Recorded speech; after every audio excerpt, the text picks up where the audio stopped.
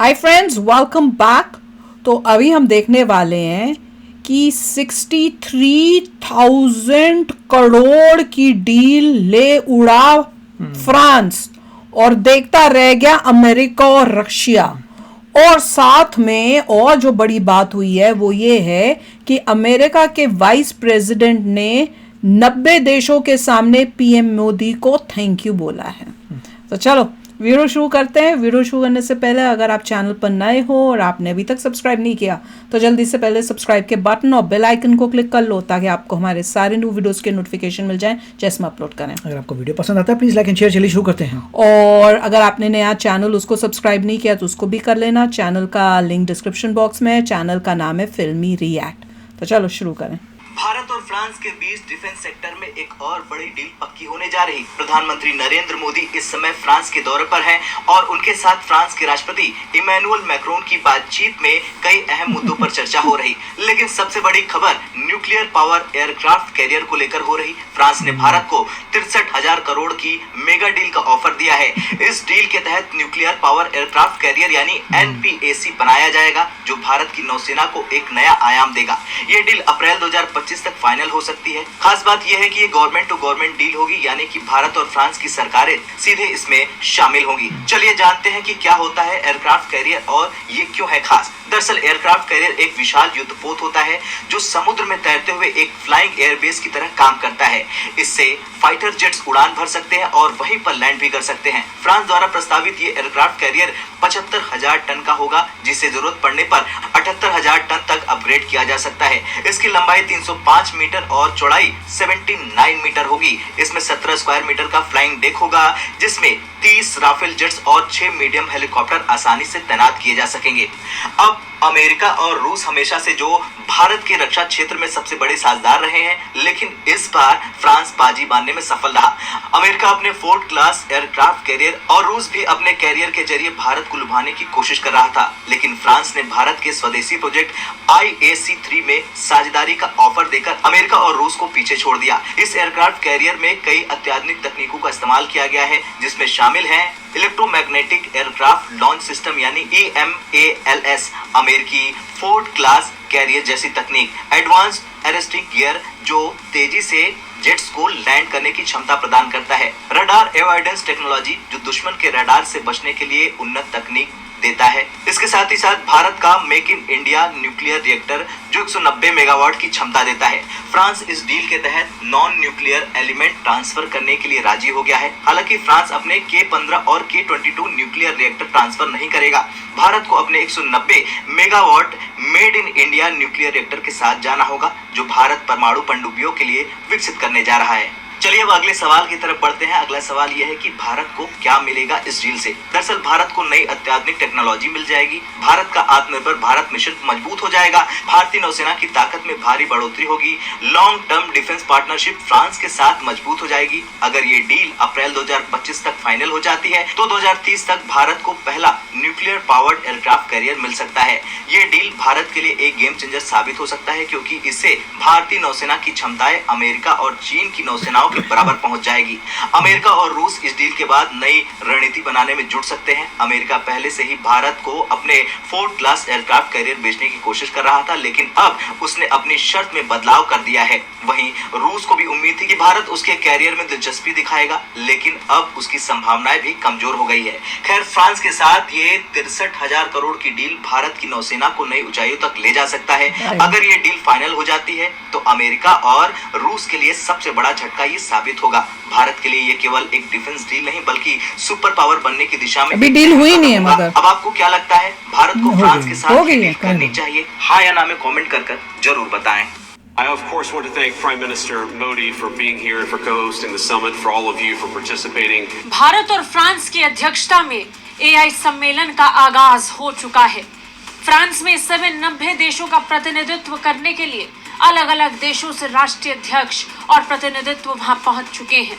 इसमें अमेरिका और चीन भी शामिल हैं। कनाडा के प्रधानमंत्री भी यहाँ पहुंचे हैं। लेकिन इस पूरे सम्मेलन की सबसे बड़ी हाईलाइट प्रधानमंत्री नरेंद्र मोदी ही थे। फ्रांस की धरती और प्रधानमंत्री नरेंद्र मोदी की मेजबानी में इस सम्मेलन का आगाज तस्वीर और भारत की ताकत देखने और महसूस करने वाली थी। फ्रांस ने इस इम्पोर्टेंस ताकत को इसीलिए दी है अमेरिकी कि मेरे प्रधानमंत्री साथ ने डील महसूस होगी। किया। अब मुझे समझ यही में आ कारण रहा है। जब प्रधानमंत्री नरेंद्र मोदी ने अपना संबोधन पूरा किया और फ्रांस के राष्ट्रपति इमैनुअल मैक्रोन ने उनके संबोधन के बाद प्रधानमंत्री नरेंद्र मोदी को गले लगाया, तो फिर जब मौका अमेरिकी उपराष्ट्रपति के संबोधन का आया तो उन्होंने अपने संबोधन की शुरुआत नरेंद्र मोदी को थैंक यू बोलकर की। अमेरिकी उपराष्ट्रपति जेडी वेंस ने अपने संबोधन की शुरुआत प्रधानमंत्री नरेंद्र मोदी को धन्यवाद कहकर की। बड़ी बात यह है कि जिस वक्त जेडी वेंस भारत को संबोधित कर प्रधानमंत्री नरेंद्र मोदी को धन्यवाद कह रहे थे, उस समय मंच पर उनकी तरफ 90 देशों के प्रतिनिधित्व देख रहे थे। मंच की दूसरी तरफ चीनी प्रतिनिधित्व और कनाडा के प्रधानमंत्री जस्टिन ट्रूडो भी बैठे थे। ऐसे दिग्गज नेताओं के सामने अमेरिका जैसे देश के उपराष्ट्रपति का प्रधानमंत्री नरेंद्र मोदी को उनकी सह मेजबानी के लिए धन्यवाद कहना वाकई ही भारत की ताकत को बता रहा है। I, of course, want to thank Prime Minister Modi for being here and for co-hosting the summit, for all of you for participating. JD Vance ने अपने बयान It was में being कहा nice. कि मैं प्रधानमंत्री Yeah, मोदी that's को यहाँ protocol, आने that's protocol. और आप सभी की सह मेजबानी पहले में मोदी भाग जी ने लेने के inaugurate किया लिए उसका। धन्यवाद देना चाहता हूँ। संबोधन का आगाज फ्रांस में हो रहा था, लेकिन स्पेशल थैंक यू प्रधानमंत्री नरेंद्र मोदी के लिए था। वही तो। ये भारत की ताकत का सबसे बड़ा और सबसे बेहतरीन उदाहरण था। Very good. प्रधानमंत्री नरेंद्र मोदी ने भी अपने संबोधन में बताया कि आर्टिफिशियल इंटेलिजेंस के क्षेत्र में भारत फ्रांस के साथ मिलकर किस तरीके से आगे बढ़ने वाला है। साथ ही एआई के क्षेत्र में भारत क्या कदम उठा रहा है, ये भी पीएम मोदी ने बताया।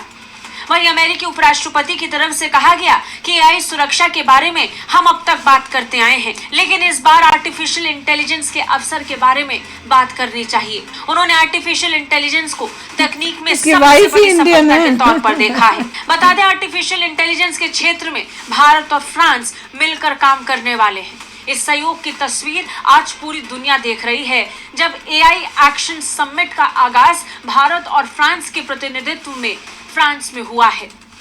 ब्यूरो रिपोर्ट, भारत तक। कमाल की वीडियोस थी, Right. मजा आ गया देखने में।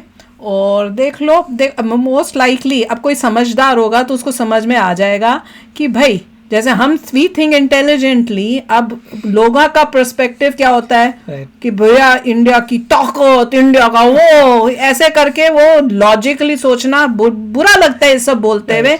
पर क्योंकि जनता इतनी वो है कि यू हैव टू स्पीक, मुझे अब लगता है अब Correct. जैसे जैसे यूट्यूब में आए हैं ना और Right. देखते हैं, अब समझ में आ रहा है। सर्वाइव करना हाँ. है न्यूज चैनल्स को, दे हैव टू से they have to say like that. कि अगर But- एक न्यूक्लियर एयरक्राफ्ट कैरियर आ गया तो आप इक्वल हो जाएंगे to Russia and USA, right?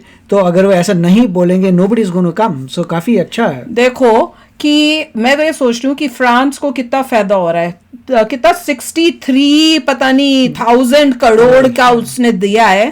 तो इसी बहाने उन्होंने कहा होगा कि मोदी जी आ रहे हैं, उससे पहले कि यूएसए जाएं और वहां कोई डील कर दें, उसी टाइम पे एआई समिट किया गया ताकि इसी बहाने से वो आएंगे, बातचीत होगी। ऑब्वियसली इंडिया जो है, मोदी जो है, ही इज ऑल्सो, हमारी कंट्री के लोग जो हैं जो बैठे हुए हैं टॉप पे, वो दे आर वेरी स्मार्ट। उन्हें पता है कि भैया डील जो बेस्ट होगी उसको लेंगे। डील अच्छी थी, बाकियों से बेटर लगी, और ऑब्वियसली सोचा होगा कि भैया रशिया में भी मतलब प्रॉब्लम्स हैं कि ले ना लें, आज पहले से हमारे पास इतना कुछ है रशिया का। यूएसए अगेन दे फेल्ट कि नहीं, मे बी एक्सपेंसिव, पता नहीं कल को कोई प्रॉब्लम्स हो जाए फिर क्या करेंगे। तो सबसे सेफ बेट क्या है? फ्रांस है। France is giving a better deal. बाकी चीजें देख के डील की गई। इसमें जो सबसे बड़ी बात थी वो ये थी कि सबसे पहले मोदी जी आए और उन्होंने शुरुआत की इस पूरे कार्यक्रम की। उन्होंने ही पहले की थी, हमें नहीं पता, हमने तो पहले देखी है। चेयर्स पूरी खाली पड़ी थी, सिंगल पर्सन ऑन चेयर। सबसे पहले जहां तक मुझे लगता है कि मोदी जी गए थे, मोदी ने बात की थी, that is a great thing. कोई बैठा नहीं था, कुछ नहीं था, मोदी जी ने बोला है। मुझे ये लग रहा है कि मोदी जी ने बोला है, और मुझे लग रहा है उससे पहले जो है of course mister JD Vance को भी बोला नहीं होगा। आप नहीं बोल सकते क्योंकि he is a vice president, तो पहले मोदी जी आए हैं उसके बाद और लोग हो सकता है मैक्रोन ने पहले That is the बोला, greatest point. I don't know, हो सकता है मैक्रोन ने पहले बोला हो सकता है क्योंकि उनकी अपनी country है, possible. वो भी या एज अ कि भाई आप दूसरे देश से आके यहाँ पे को होस्ट कर रहे हो तो एक साइन ऑफ रिस्पेक्ट एंड वो जो बोलते मुझे हैं लग रहा है सबसे पहले मोदी जी को बोला वो चांसेस ज्यादा हैं, हाँ चांसेस ज्यादा हैं।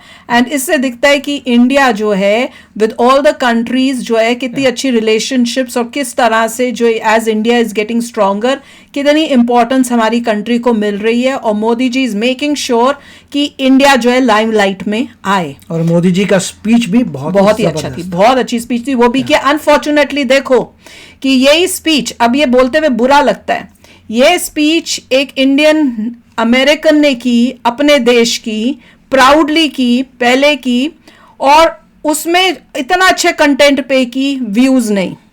जहां पे मोदी जी की बात कर रहे हैं सबको आके देखना चाहिए अपने देश के बारे में, अपना ही देश का बंदा कोई बाहर से बात कर रहा है उस पर वो प्राउड फील कर रहा है, वो कर रहा है, वो देखने के लिए लोगों को नहीं है। अनपढ़ जनता इतनी है, उनको कौन देखने? पाकिस्तानी, वो भी अनपढ़ जाहिल Pakistani, literally they are illiterates. आप उनकी बैठ के उनकी बातें सुनो, उनका बोलने का तरीका सुनो, उनकी लैंग्वेज सुनो, इमीडिएटली जज हो जाता है कि दे आर इलिटरेट्स। पर लोगों को, इंडियंस को क्या देखना है? उस पाकिस्तानी को कि भैया वो मोदी जी की स्पीच पे क्या बोल रहा है, जिसको ना लेना है पाकिस्तानी कुछ, वो बैठ के बेवकूफ बनाने के लिए बैठा हुआ है भैया इंडियंस को। एक पाकिस्तानी जो इंडियन चैनल कर रहा है उसको इंडिया से कोई प्यार नहीं, उसको ना कोई लेना ना देना, वो बैठ के एक एक्टिंग करके इंडियन पब्लिक को बेवकूफ बना रहा है। पर अपनी जनता इंडिया की जो है वो नहीं सुधरेगी, उसको समझ नहीं आती है। पर anyway leave them aside, very proud कि इंडिया जो है अब ऐसी एक कंट्री बन गई है कि दे टसल हो रही है बाकी कंट्रीज की, हमें इंडिया से बिजनेस करना है, हमें इंडिया को ये बेचना है, किसी तरह से ये हो जाए। और ऐसे लगता है इसमें जो टसल हो रही है उसमें फ्रांस जीता है और फ्रांस को मिली है हमसे वो डील। तो चलो यार आप भी शेयर करना अपने थॉट्स। चलते हैं, मिलेंगे नेक्स्ट वीडियो में बहुत ही जल्द। Till then take care and bye bye. तो अगर आप मेरे इस चैनल पे नए हो तो जल्दी से सब्सक्राइब के बटन को हिट करो और बेल आइकन को क्लिक करो ताकि आपको मेरा जब नया वीडियो मैं लगाऊं आपको उसके बारे में जल्दी से पता चल जाए।